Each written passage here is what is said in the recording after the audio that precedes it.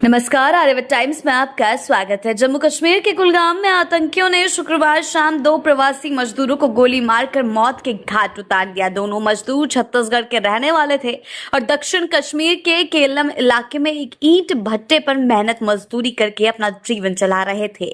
आतंकियों ने अचानक उन पर अंधाधुंध गोलियां चलाई, जिसमें एक मजदूर की मौके पर ही जान चली गई, जबकि दूसरे ने इलाज के दौरान दम तोड़ दिया। वारदात के फौरन बाद सुरक्षा बलों ने पूरे इलाके को घेर कर सर्च ऑपरेशन शुरू कर दिया।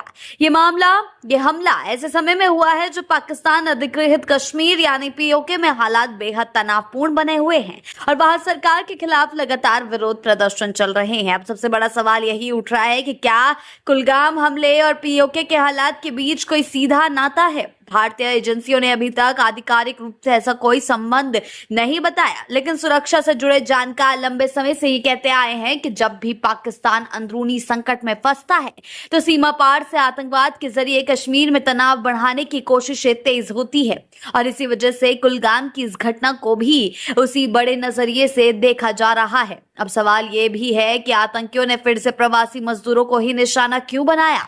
दरअसल कश्मीर में आतंकी संगठन ऐसे आसान लक्ष्य चुनते रहे हैं जिनसे ज्यादा से ज्यादा दहशत फैले। प्रवासी मजदूर घाटी की स्थानीय अर्थव्यवस्था का बड़ा हिस्सा होते हैं, इसीलिए उन पर हमला करके आतंकी माहौल में डर पैदा करने की कोशिश करते हैं। प्रवासी मजदूर को जब अस्पताल के लिए इलाज करवाने ले जाया गया था तब उसका हालत बेहद गंभीर थी। विशेषज्ञों के मुताबिक ऐसे हमलों के पीछे कई मकसद हो सकते हैं। पहला, घाटी में हालात सामान्य होने की छवि को नुकसान पहुंचाना। दूसरा, बाहरी राज्यों से आए लोगों में डर बैठाना। तीसरा, सुरक्षा एजेंसियों का ध्यान बांटना और चौथा, कश्मीर मुद्दे को फिर से अंतर्राष्ट्रीय मंच पर चर्चा में लाना। प्रदर्शनकारियों का कहना है कि पाकिस्तान सरकार उनकी आर्थिक तकलीफों को अनदेखा कर रही है। कई जगहों पर ये प्रदर्शन हिंसक भी हो गए और सुरक्षा बलों के साथ झड़पें हुई है। मीडिया रिपोर्ट्स के अनुसार इस कार्रवाई में कल लोगों की जान चली गई है, जिससे वहां राजनीतिक संकट और गहरा गया। विशेषज्ञों का मानना है कि पीओके में बढ़ती नाराजगी ने पाकिस्तान सरकार और सेना दोनों पर दबाव बढ़ा दिया है। ऐसे हालात में भारत के अंदर खिलाफ तनाव बढ़ाना पाकिस्तान की पुरानी रणनीति का हिस्सा रहा है। हालांकि कुलगाम हमले का पीओके से सीधा संबंध अभी तक साबित नहीं हुआ।